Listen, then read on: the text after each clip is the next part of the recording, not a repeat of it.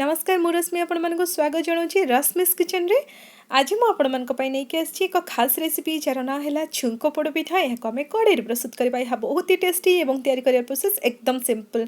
जे माने मीठा पोडपिठा खांती नहीं से मानक पई ए पोडपिठा निश्चय तैयारी करंतु, से माने बहुत भल पाइबे। तो आशा करछि वीडियोटा आपण मानको निहाती भल लागिबो। तो चलंतु स्टार्ट करबा आज रो रेसिपी। ए पोडपिठा तैयारी करिया पई आमे प्रथमे गोटे कप बिरी नबा। बिरी को भल भाव धोईकी बतुरे नबा। बिरी बतुरी गला परे ताको आमे भल भाव ग्राइंड करनबा। मु एठी ग्राइंड करि नै छी। तो चलंतु याको आमे फेंटी नबा। गोटे बड़ जगह रे नै जिबा। तापर ताको आमे फेंटी नबा।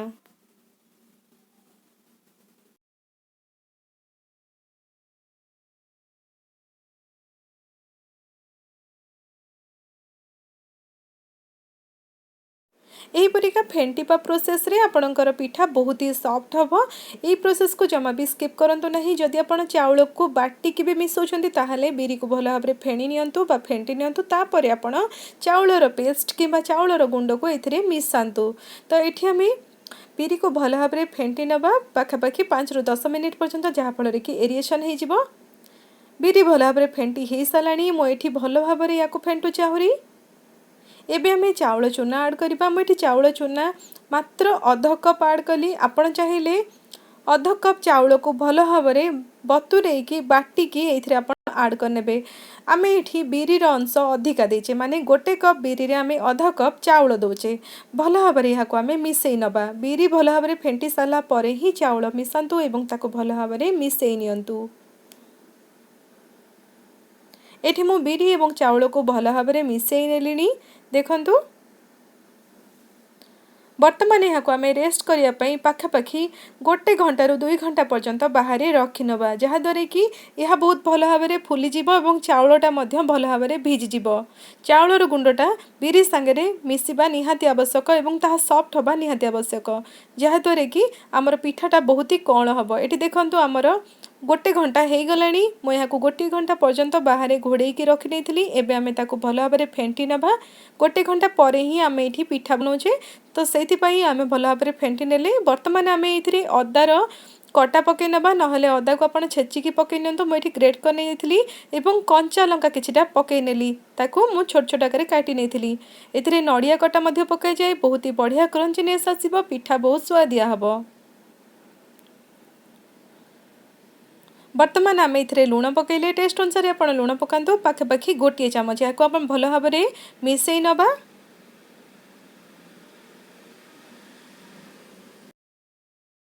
पिठो को भल भाव गोले सारा पर से आम छुंक पकेबा। जेहेतु यार ना छुंक पिठा, से छुंक ये पकेबा निहाती आवश्यक। तो से आम ये गोटे छुंक पैन गरम कले, गोटे तड़का पैन गरम कले। आपन चाहिए गोटे कड़े में करें। पैन गरम हो गलानी। वर्तमान आम ये गोटे चामच तेल दबा। मुझे रिफाइन तेल देची। या बदल में आप सोरिष तेल में छुंक दे पारे। तेल गरम हो गलानी। वर्तमान आम ये सुखिला लंका पकई नबा। ता भितर मंजी काढ़ी नियंतु। सुखिला लंका को छोट छोट खंड कर नियंतु। इथरे फ्लेवर बहुत बढ़िया आसे। अध चामच सोरिष पकई नबा। सोरिष को भल भाव फुटिया छाड़िबा। सोरिष भल भाव फुटिगला पर ही आम भेसुंगा पत्र को ऐड करबा। सोरिष भल भाव फुटिगलानी। एबे आम गैस को संपूर्ण भाव बंद करदबा एवं भेसुंगा पत्र पकई नबा।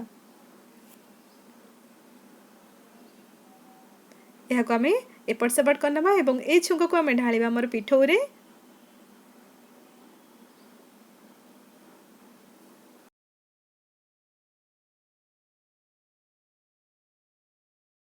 छुंक पकई सारा पर आम बैटर को बहुत भल भाव गोलई नबा, मिसई नबा।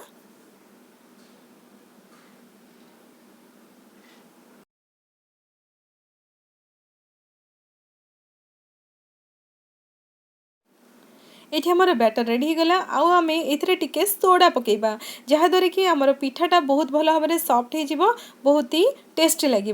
टिके आम ये 1/3 टीस्पून सोडा पकेले, खाइबा सोडा नहले बेकिंग पाउडर आप पकई पारे, नचेत आप इनो पकई पारे। ताऊपर आम टिके पानी देदेले। यहाँ आम भल भाव गोलई नबा, मिसई नबा। एबे हमर बैटर एकदम रेडी हो गला पिठा तैयारी करिया पई। पिठा हमर एकदम सॉफ्ट हबो आ बहुत ही टेस्टी लागिबो। बैटर रेडी गला। तब चलतु पिठा तैयारी करबा। सेति पई आमे गोटे कड़े गरम कले। मन रखिबे जेतेबेले भी आपण कड़े पोड़ पिठा तैयारी करिवे, कड़ईटा मोटा रही निहाती आवश्यक। एठी मु गोटे आयरन रो कड़ई नहीं गोटे लुहा कड़ई नहीं तापर आम तेल देदेबा। कड़ई आमर गरम हो गलानी एथिरे आम 2 चामच तेल देदेबा। मुझे ये गोटे बड़ चामच यूज करछि। बड़ चामच आम 2 चामच तेल देदेले तेल को आम चारिपट जाक खेलईदबा। कड़ईर मझिरे आम ताको एमती खेलईदबा जहाँद्वारा कि पिठाटा चारिपटे कोठी भी लागबनी।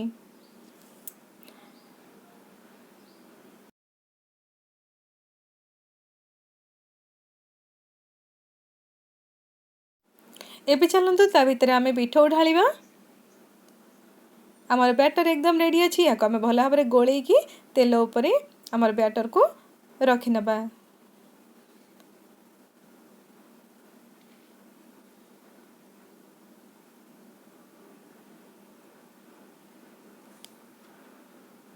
टिके एमती खेली नबा एवं पिठा परिका बने दबा ताको। जेहेतु आमर पिठोटा टिके बहला अच्छी से आम ताको एमती चामच रे करि नबा। ए परिका सब पिठो आम एठी नै गलेनी। पिठो दे सारा परे ता उपरे आमे टिके भेसुंगा पत्र पकई नबा जहाँद्वारा कि बहुत सुंदर देखा जिवो। आपन चाहिए नड़िया मध्य पकई पारिबे। भेसुंगा पत्र कंचा लंका आपन जहाँ चाहिए ता उपरे टॉपिंग रे देई पारिबे। एबे आमे ताको ढांकी दबा। घोड़े कि आमे स्लो आंच रे याको 5 मिनिट पर्यंत सिझेबा। 5 रु 10 मिनिट भितर आमर पिठा गोटे पट साइड हो जाए थाए। डिपेंड करे केते आपण बैटर देइछंदी से अनुसार जतिकी मोटा हबो सेतिकी टाइम लागि थाए। एठी आमर 7 रु 8 मिनिट हो गलानी। पिठाटा गोटे साइड हो गलानी एकदम स्लो फ्लेम रे याको आमे करूथिले तो गोटे साइड हो गलानी। एबे आमे ताको लेउटेबा। हेले ता पूर्वरु ऊपर पर्सन रे टिके तेल दे देबा जहाँद्वारा कि ताको लेउटेला बेले आमो किछि भी असुविधा हबनी एवं तळटा मध्ये बहुत ही बढ़िया क्रिस्पी हो जिवो। 2टा चामच साहाय्य आमे ताको लेउटे दबा। देखंतु पिठार केते सुंदर कलर आछि। एबे हमें पुणी थरे ताको घोड़े दबा एवं आउ 2-3 मिनिट पर्यंत ताको एमती छाड़ी दबा। स्लो मीडियम फ्लेम रे ही याको आमे बनेबा। एकदम स्लो फ्लेम कर नियंतु एवं 2 मिनिट पर्यंत एमती छाड़ी नियंतु। एबे 2 मिनिट हो गलानी देखिबा हमर पिठा हेलानी कि नहीं।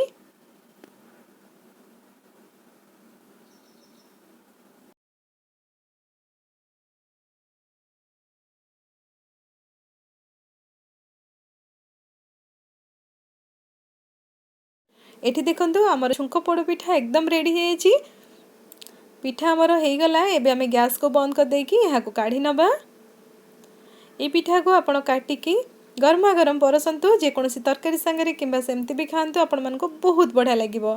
देखंतु भीतरटा केते सॉफ्ट हिची एवं बाहरटा एकदम क्रिस्पी रहिबो। बढ़िया लागिवो खाया पई। एबे आमे पिठा को काटिकी गरमा गरम परसिबा।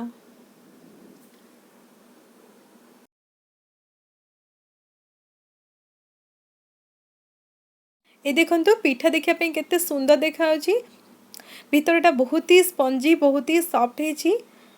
ए पिठा खाया पे बहुत ही टेस्टी लगी थाए। आपण माने निश्चय ट्राई करंतु। केमती लागिला मते कमेंट बॉक्स रे जणांतु। वीडियो भल लागिले वीडियो को लाइक करिया पे जमा भूलिबेनी। समस्तक संगरे ए वीडियो रो लिंक को WhatsApp एवं Facebook थ्रू रे शेयर करंतु एवं रश्मिस किचन चैनल को सब्सक्राइब करिया पे जमा भी भूलंतुनी। आज रो दिन आपण मानक पई शुभमय हो सुखमय हो। रहिली नमस्कार।